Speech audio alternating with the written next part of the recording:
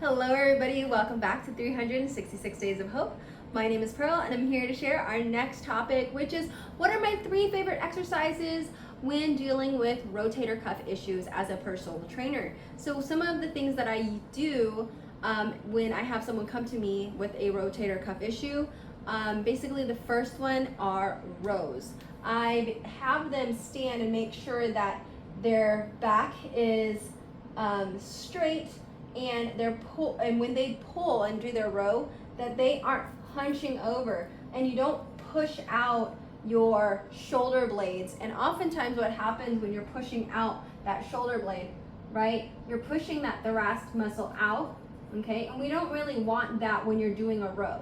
What you want is you want your chest forward, and then when you pull, you're pinching your shoulder blades together. So you should be seeing me pull and pinch. So you see my shoulder blades coming together, okay? And then you relax back into place. You push your chest forward, but you're really exaggerating that pull into those shoulder blades, okay? Pulling those shoulder blades together, because that works that your, what we call the trapezius. It's where you see that kind of V shape that comes up here. And then you've got your latissimus dorsi muscles here. You've got your rotator cuff, and then you've got your tres major muscles in here, and then you've got your delts. Your supraspinatus is right in here, and all those muscles are working together to help rotate, but also move your arm back and forth, also up and down. So that's really important that you have all of those motions in your glenohumeral joint. And one of the other important things to do when you're doing that row is to make sure that you're not shrugging your shoulders and pushing that shoulder forward, but rather you're pushing it back and your shoulders are downward. You don't want to hike your shoulders up when you're doing your row, because then that's going to put strain in your neck, and you've got your levator scapular muscle that goes right in here, and usually that becomes tense. So you want to relax your muscles when you're doing that row. The second exercise that I do with my clients if they have rotator cuff issues, which are really great to do, is what we call the shoulder rotation exercise. And basically we do it with a band. So you have a band that you have attached to maybe a door or something solid like a pole, and you're holding it and your arm is kind of in an L shape, and you want to make sure that your shoulder is pressed in to your side, and it's you kind of imagine that it's pinned to your side. So you're not winging it out like this and you're kind of creating that 45-degree angle. No, you want to pull it in, okay? And then you're crossing your arm across your body, and then you're pushing it out as far as that motion is able to do based on the pain threshold that you have in your shoulders. And you're going to definitely feel this, and what that's going to do is it's going to open up that and externally rotate your shoulders.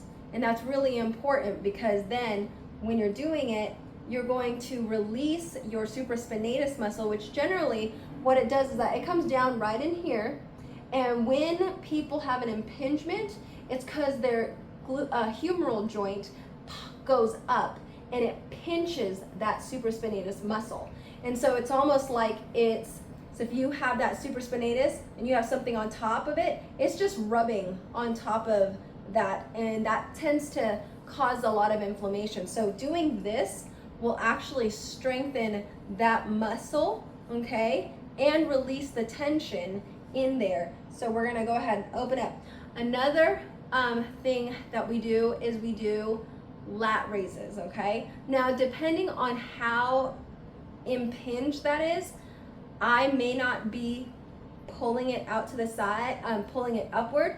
I may go at a 45-degree angle. So if my client tells me, oh, I can only lift it up to here, then I know that possibly that supraspinatus muscle is being pinched at the top. That's kind of a clue for me. So then what I'll do is I'll have them rotate, okay? So we rotate internally with our arm, and we'll go backwards. And we'll pull it back.